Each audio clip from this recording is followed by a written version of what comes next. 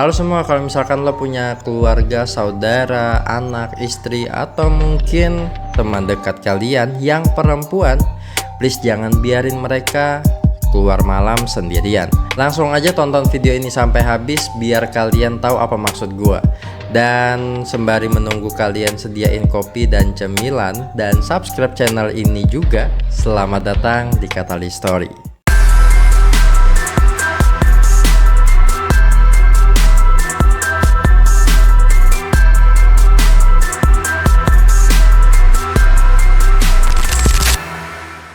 Di sini gue akan ceritain kisah yang tragis banget sih menurut gue ya, di sepanjang kasus yang pernah orang-orang bahas atau mungkin yang pernah ada. Menurut gue ini adalah kasus yang terlalu kejam. Dari thumbnail mungkin kalian sudah pernah lihat juga, dan mungkin sudah ada yang tahu juga dari channel-channel YouTuber lain. Dan di sini gue akan ceritain ulang lagi biar kalian gak lupa dengan kasus gadis cantik yang berada di neraka selama 44 hari.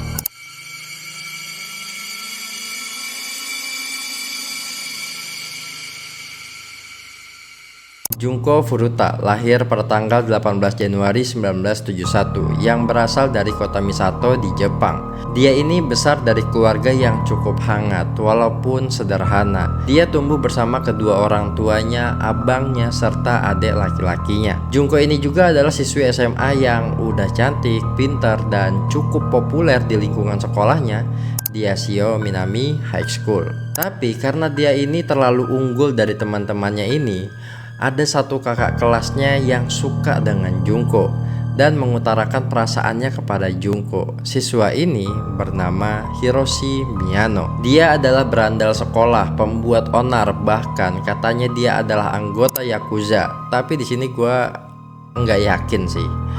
Dia anggota Yakuza beneran atau mungkin hanya sebatas pengakuan dirinya sendiri. Ya apapun itulah, jadi itu terserah dia lah. Dan di sini Junko menolaknya baik-baik dan mengatakan bahwa dia hanya ingin fokus sekolah saja. Hiroshi yang mendengar ini kesal banget. Gimana enggak, orang yang paling ditakutin, orang yang bisa dibilang troublemaker sekolahnya ini malah ditolak sama orang yang bisa dibilang gadis biasa-biasa aja dan Cooper menurut Hiroshi. Dan Hiroshi berkata bahwa awas aja dia, kalau misalkan kita ketemu lo bakal habis. Dan karena dia ngerasa nggak ada yang boleh menolaknya. Nah, kebiasaan Junko setiap sepulang sekolah itu biasanya langsung bekerja di sebuah pabrik plastik di kotanya. Dia ini niatnya setelah lulus sekolah dia langsung bisa bekerja di sebuah toko elektronik di kotanya karena memang sudah dapat tawaran dari toko tersebut. Anaknya ini rajin banget asli. Pada tanggal 25 November 1988, tepat sepulang Junko dari tempat kerjanya, dia ingin cepat-cepat pulang dengan mengayuh sepedanya pada pukul kurang lebihnya 8:30 malam.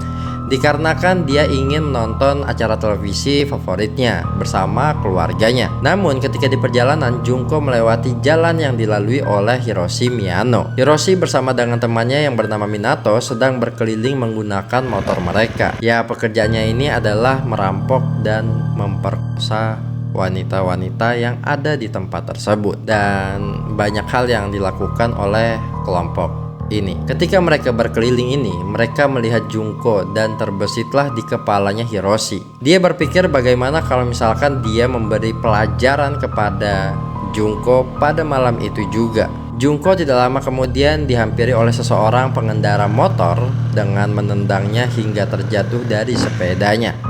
Tak lama dari itu Hiroshi ini datang seperti seorang pahlawan. Maunya dia mungkin seperti itu. Dan untuk yang nendang, kalian harusnya bisa menebaknya.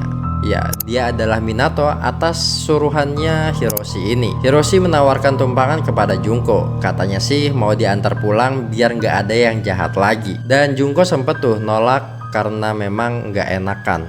Bukan karena dia merasa curiga dengan Hiroshi, karena dia polos aja. Dia akhirnya menerima tawaran dari Hiroshi. Dan ternyata Junko dibawa melalui jalan yang sepi dan berhenti di gudang yang ada di jalan tersebut. Di sini Hiroshi tiba-tiba marah akan penolakan Junko atas cintanya tadi, dan dia marah meledak-ledak dan akhirnya Junko diperkosa di tempat tersebut dengan mengancam akan mencelakai keluarganya karena dia mengaku sebagai anggota Yakuza. Ya, orang mana sih yang nggak takut kalau misalkan ada di posisinya Junko. Setelah kejadian tersebut, pada tanggal 26 November dini hari, sepertinya Hiroshi nggak puas nih. Hiroshi membawa Junko ke sebuah hotel. Di hotel, dia diperkosa lagi. Sampai sini, Hiroshi sepertinya masih berpikir bagaimana cara untuk menyiksa Junko lagi. Dan dia akhirnya menelpon Minato untuk meminjam rumahnya dan menelpon kedua temannya yaitu Ogura dan Watanabe untuk datang ke rumah tersebut. Ogura pada saat itu nggak percaya, alhasil Hiroshi membawa Junko ke taman pada pukul 3 pagi untuk bertemu ketiga temannya tersebut, dan disitulah lagi dan lagi Junko kena ancam atau diancam. Mereka ingin mencelakai keluarga Junko jika tidak menuruti atau mungkin Junko berteriak di tempat tersebut, maka mereka akan melakukan siksaan terhadap keluarganya seperti Yakuza biasa lakukan. Kemungkinan besar mereka mendapatkan data tersebut dari buku hariannya Junko yang berada di dalam tasnya Junko. Dan keesokan harinya pada tanggal 27 November, Junko dibawa ke rumah orang tuanya Minato dan ditaruh di kamar lantai 2 rumah Minato. Orang tua Minato sebenarnya ada di situ dan melihat mereka membawa Junko ke rumah, dan mereka beralasan Junko adalah pacar Minato.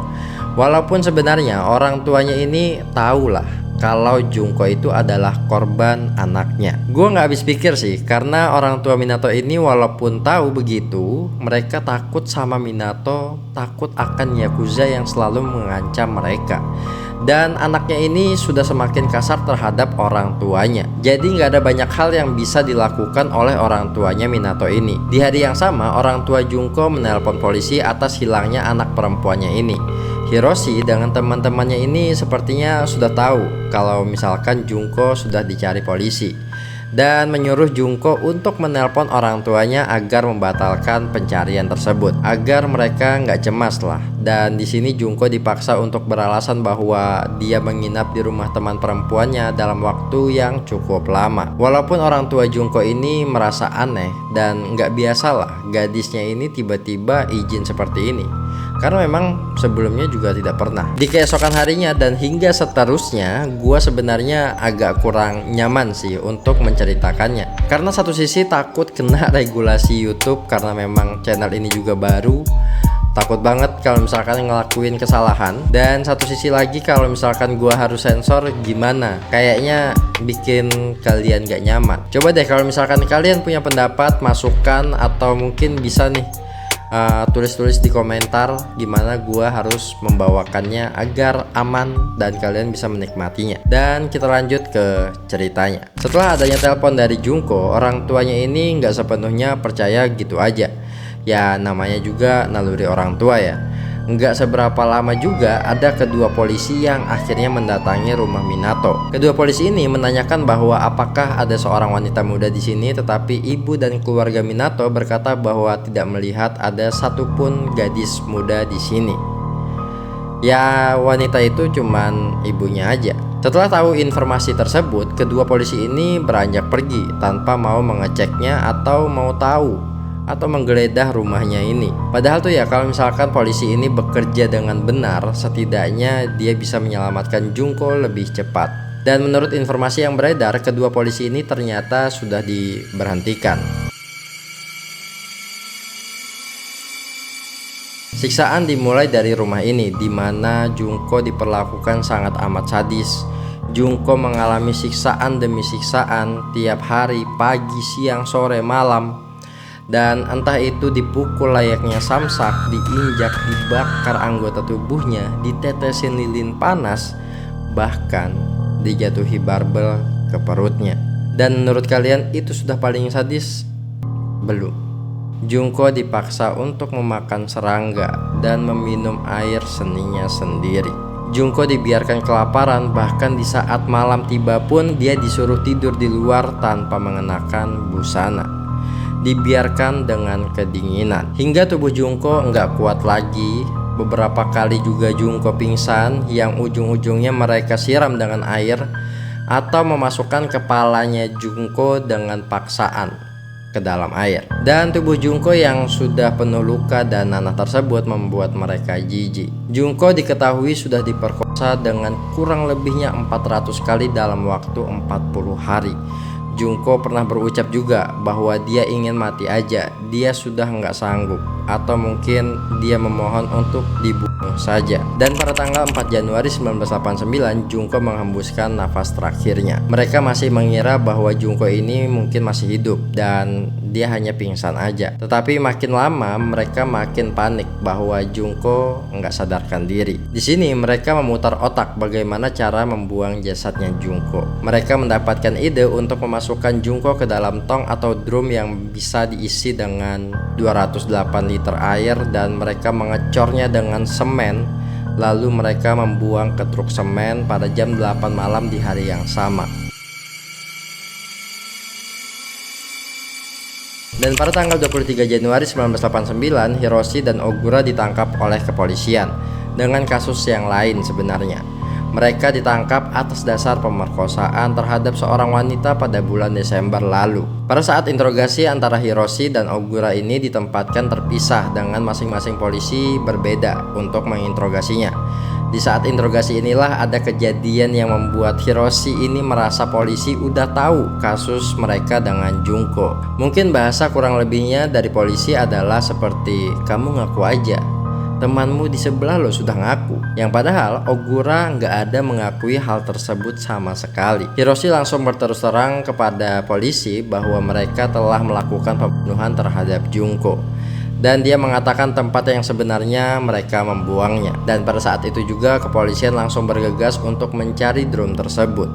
Ya, ternyata memang benar apa yang dikatakan Hiroshi tadi. Kepolisian menemukan drum tersebut langsung dikarenakan melihat ada rambut Junko yang gak tenggelam ke dalam semen bersama jasadnya. Mereka diadili dengan peraturan yang berlaku di pemerintah Jepang pada saat itu. Ya, dikarenakan mereka masih di bawah umur, maka hukumannya hanya di penjara aja. Hiroshi Miyano dihukum dengan 17 tahun penjara dan hakim menambah hukumannya lagi 3 tahun penjara karena dia gagal banding. Sedangkan orang tua Hiroshi dituntut untuk mengirimkan uang kepada orang tua Junko sebesar 50 juta yen pada masa itu. Ini adalah hasil mereka menjual rumahnya sendiri.